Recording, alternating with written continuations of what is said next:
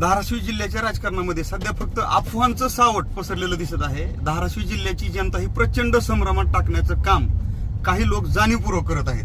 मगाची जी अफवा सांगितली त्याच्याबरोबरच एक दुसरी अफवा, एक राणादादा FC नावाचं फेसबुकला एक पेज आहे, महायुती 36, आणि तिथे एक 36-43 लोकांचा असा एक फोटो आहे टाकलेला की बाबा महायुतीचा अध्यक्ष होणार अशा पद्धतीची अफवा, आणि पोस्ट आहे ती.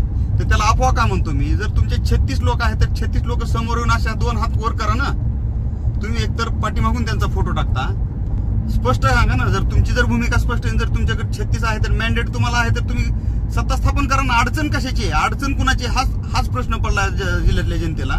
जर तुम्हाला शिवसेनेला विचारात घ्यायचं नाही, शिवसेनेला कुठलंही म्हणजे विचारात न घेता जर तुम्हाला सत्ता स्थापन करायची असेल धाराशिवच्या जिल्हा परिषदेमध्ये, तर तुम्हाला अडचण कशाची आहे? जर 36 तुमच्या सोबत असतील तर आमची विनंती आहे की लवकरच तुमचा मॅन्डेट तुम्ही दाखवा आणि तुमचं जे आहे ती जिल्हा परिषदेमधली सत्ता स्थापन करा.